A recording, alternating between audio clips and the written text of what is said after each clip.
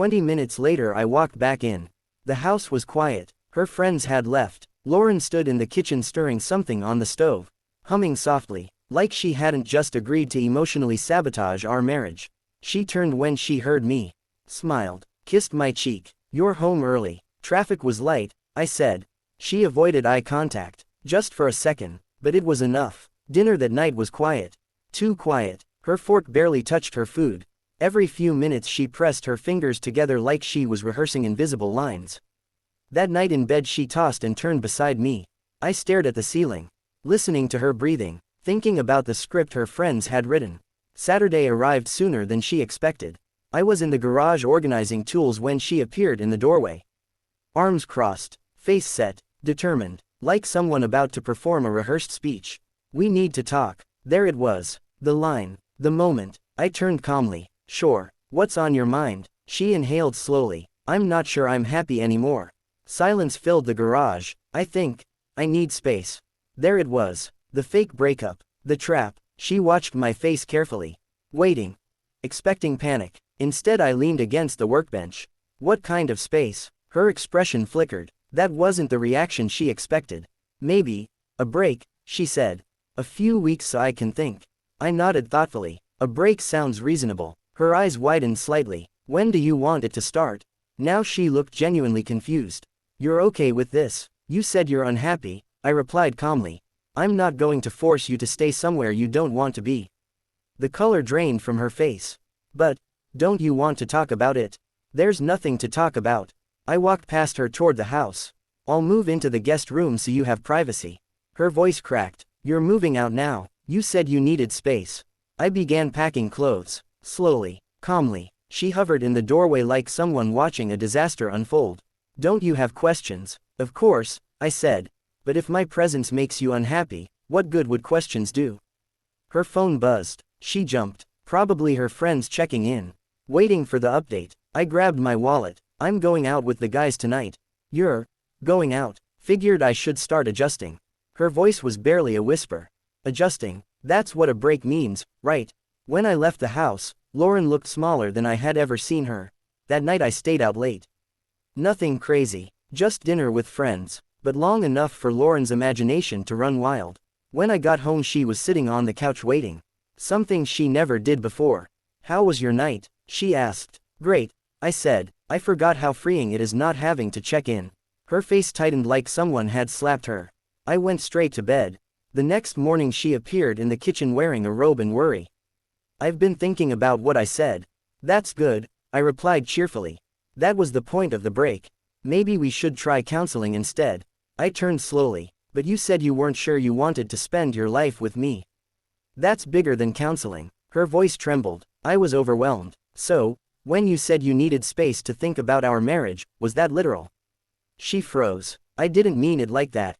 But that's what you said." She had no answer. Later that evening she tried again. "Maybe I overreacted. Maybe we just need to reconnect." I calmly cut my steak. "We could have reconnected before you announced you might not want this marriage." "What changed?" She swallowed hard. "I guess, almost losing something makes you realize its value. You haven't lost anything. We're just giving you time to decide if you want to stay married." That's when frustration broke through her voice. "You're being difficult on purpose." "No," I said. "I'm respecting your wishes." By Wednesday she was desperate. By Friday she was on the phone with her friends again. I heard everything through the kitchen wall. "It isn't working," Lauren whispered. "He's not fighting for me." One of them laughed. Then escalate. "Tell him you're thinking about divorce." Silence. Then Lauren said softly, "Maybe I should." I smiled to myself. They wanted drama. They wanted escalation. They were about to get something very different. That evening Lauren approached me again. Carefully. "Mark, maybe this separation should be permanent."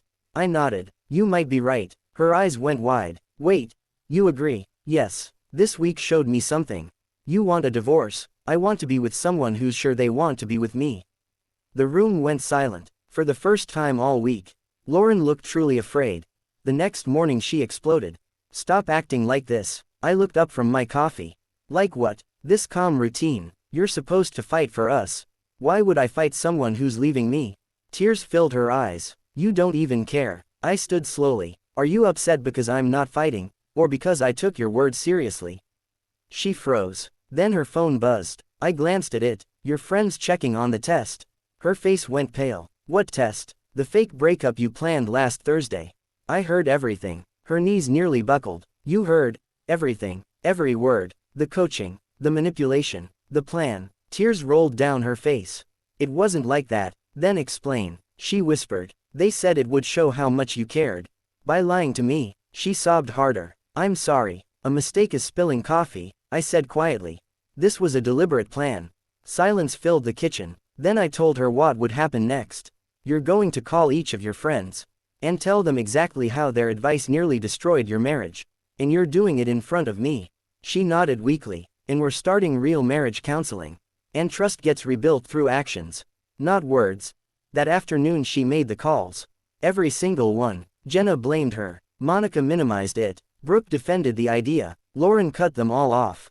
One by one. By the third call she was shaking. But she did it. Weeks turned into months. Counseling was hard. Brutally honest. But slowly, we rebuilt something real. Not perfect. Not magical. Just honest. The moment I'll never forget isn't the confrontation. It's the instant in the kitchen when Lauren realized her little test had failed completely. She expected tears. She expected panic. Instead she discovered something else. Sometimes silence hits harder than anger. And sometimes the calmest response changes everything. If this story hit close to home, hit like and subscribe for more powerful relationship stories. And tell me in the comments, if your partner tried to test your love like this, would you fight for them? Or walk away? Because sometimes, the strongest move in a marriage is refusing to play the game.